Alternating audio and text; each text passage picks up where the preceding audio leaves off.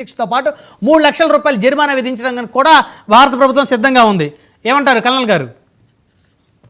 Correct actions అండి. అంటే ఇట్లాంటివి జరిగినప్పుడల్లా ఇక అంటే ఫస్ట్ అన్న బషీర్ అహ్మద్ గారు కొన్ని వ్యాలిడ్ పాయింట్స్ తీసినా కూడా ఐఎమ్ అగేన్స్ట్ జాయింట్ ఇన్వెస్టిగేషన్ అండి. అంటే జాయింట్ ఇన్వెస్టిగేషన్ ఎందుకు చేయాలి?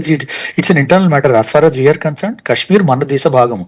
వాడెవడో వచ్చి మీడియేట్ చేస్తాను, చైనా వచ్చి మీడియేట్ చేస్తాను, ఇండిపెండెంట్ గా మీడియేట్ చేస్తాను అంటే మనం ఎందుకు ఒప్పుకుంటామండి? It is not acceptable to us. ఏం యాక్షన్ తీసుకున్నా ఏం ఆలోచించినా ఇప్పుడు as a response Indian government has to take the action and Indian government has to decide what action will be taken and ముందరికి ఏం చేస్తామని. సో మనకి అంటే ఇప్పుడు ట్రంప్ ఎందుకు అనలేదు, ట్రంప్ మాకు ఇండియా పాకిస్తాన్ రెండు ముఖ్యం అంటే అది ట్రంప్ ఒపీనియన్ అండి. అదే ట్రంప్ ఫ్రెండ్ అని చెప్పి ట్రంప్ ఏం మాట్లాడాలో ట్రంప్ ఏం మాట్లాడకూడదో మోడీ గారు చెప్పారు కదా. ఆయన కూడా ఒక కంట్రీ హెడ్. సో ఆయన కోసం విష్ చేశారంటే చేశారు. పూజలు గీజలు చేయడం నాకు తెలియదు కానీ, ఏమో బషీర్ అహ్మద్ గారికి సెపరేట్ విజిబిలిటీ ఉందో తెలియదు కానీ, పూజలు గీజలు చేయడం తెలియదు కానీ సపోర్ట్ చేసి ఉంటారు. సరే సపోర్ట్ చేస్తే అంత మాత్రాన ట్రంప్ చెప్పినట్టే మోడీ మాట్లాడాలి, మోడీ చెప్పినట్టే ట్రంప్ మాట్లాడాలంటే అది దట్ ఈస్ ఇల్లాజికల్ అండి. That is the first part of it.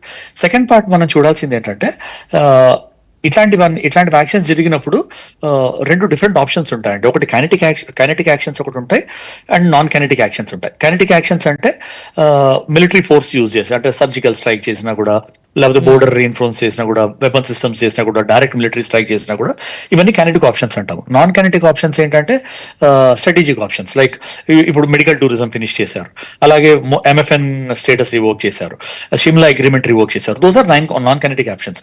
అన్ని తీసుకుని బ్యాలెన్స్ గా తీసుకుని మనం ఏం చేయాలో మనం డిసైడ్ చేసుకోవాలి. కానీ ఇంకోటి మనకి డిక్టేట్ చేయడము, ట్రంప్ ఇలా మాట్లాడలేదు, జిన్పింగ్ ఇట్లా మాట్లాడలేదు అంటే వాళ్ళ దేశాలు నడిపిస్తున్నారండి. వాళ్ళ కంట్రీ ఇంట్రెస్ట్ వాళ్ళకి important. And one more thing, very big thing మనం ఆలోచించాల్సింది ఏంటంటే ఇప్పుడు it is very easy for all of us to say కి నేను as an army person, as a retired army man, 22 years నేను సర్వీస్ చేశాను. I was a part of Kargil war and in spite of that నేను ఒక విషయం చాలా clear గా చెప్తున్నది ఏంటంటే, మనము యుద్ధం దారిలో వెళ్ళాము అంటే that is a one way door అండి. అది 2 way డోర్ కాదు. దానికి వెళ్ళాము అంటే ఫినిష్ చేసి వచ్చేంత దాకా మనం మళ్ళీ దానిలోనే ఉండాలి. సో దానికి ముందర ఎగ్జాంపుల్స్ ఏమున్నాయి? Russia, Ukraine, Israel, Hamas. రెండిట్లోనూ అనుకున్నారు 15 రోజులు 4 రోజులు అయిపోతుంది ఇదంతా అని. ఎప్పటికీ కాలేదు. ఇప్పుడు యుద్ధం కాల్పులు విరమని మాట్లాడుతున్నారు. ఎందుకు?